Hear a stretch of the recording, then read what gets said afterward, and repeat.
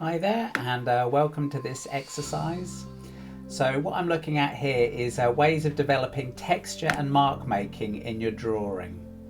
So I'm starting off by doing an exercise I mentioned in my discussion on mark making, which is, this is a really good exercise to do whenever you're sketching or drawing, is just to take a little bit of time and just try to develop your marks down the side of a page. It's particularly good if you're trying different media. And what you're trying to do is you're trying to explore variety.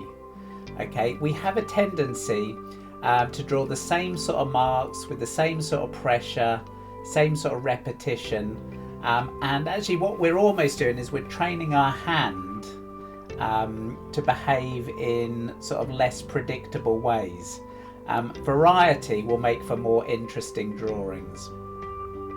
So the idea with this exercise is it's not just as a way to warm up your hand and sort of have a doodle at the side. We're going to be trying to bring this sort of variety of mark making into our actual drawing.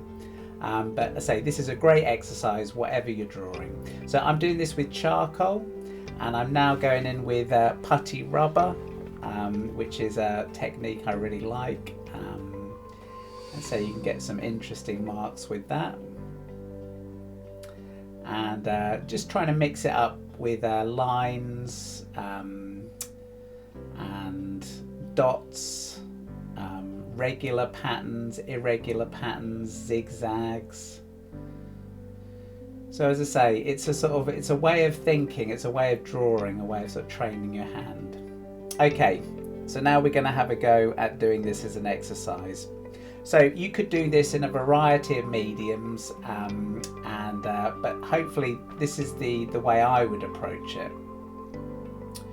So texture, I think of texture as, you could take mark making as your primary concern, but the way I'm approaching it here is I'm sort of using texture really as the icing on the cake.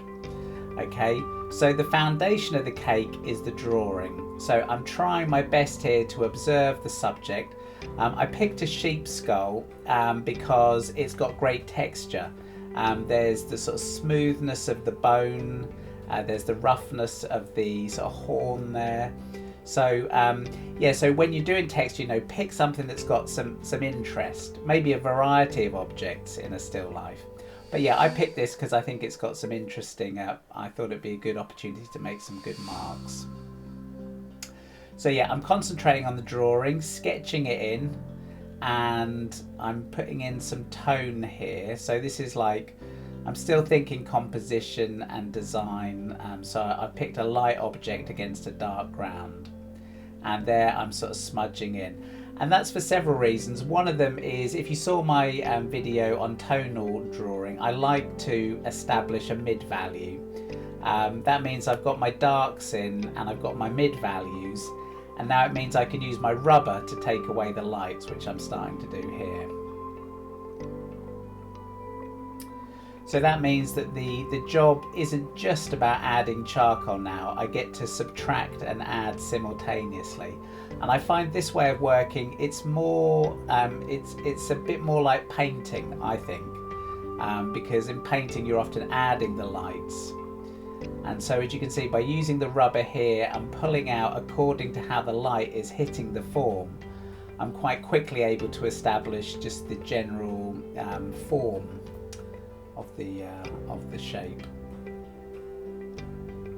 So I mentioned this, that texture really needs to follow form. So you need to have a strong sense of how basically the three-dimensional makeup of the form. So your textures are going to complement that and are going to emphasize it. So in order to communicate form, you also need to understand light and tone. You need to sort of know where the light source is coming from. That way your textured marks will help also support your light source and your tonal values. There's quite a lot to consider.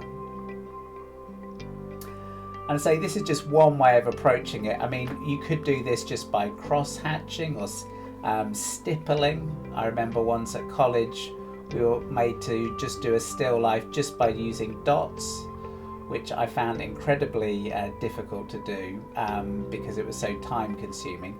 However, the result was really, really impressed me. So if you've got a patient sort of temperament, then you can have a go at stippling. But yeah, I like this approach where you're adding the lights and the darks almost simultaneously. So with the mark making, what I'm trying to do is I'm using a charcoal pencil, I'm using the putty rubber, and I'm sort of adding and subtracting. And I'm slowly trying to build up marks with the side sample of textures in mind. So you can think of marks as really, you've got lines, dots and shapes of tone. So this is the sort of thing we're interested in, is variety. Often people will emphasize one over the other, but here I'm trying to include as much sort of dots and zigzags and sort of random shapes as possible, all the time whilst trying to keep a sort of general sense of the form and the tone of the skull. So there we are, putting on the zigzags. So I mentioned also when you're drawing, so varying the pressure that you draw with, varying the speed at which you draw.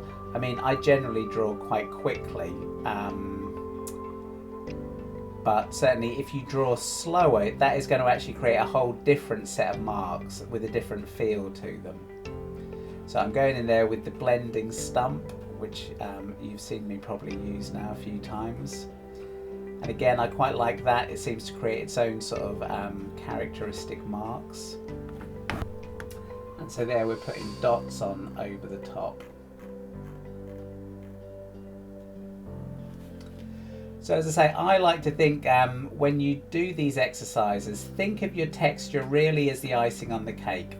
So in my previous video, I showed doing the exercise where you create forms and then add texture on top.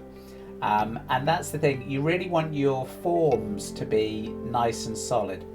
So my recommendations for doing that were to try to set up your objects with a nice strong light source. This is particularly good for textural items. If the light cuts across the item, it's more likely to illuminate the texture and give you sort of easier shapes and patterns to try and record.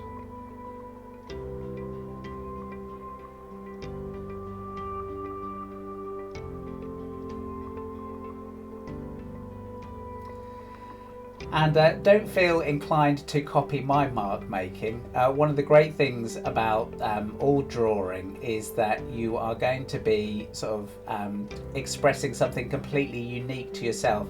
And in particular, the marks you make tend to communicate something about either your mood or they're very particular to each artist.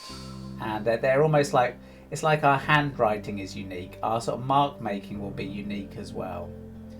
So, but what we're trying to do here is just train ourselves to broaden that range.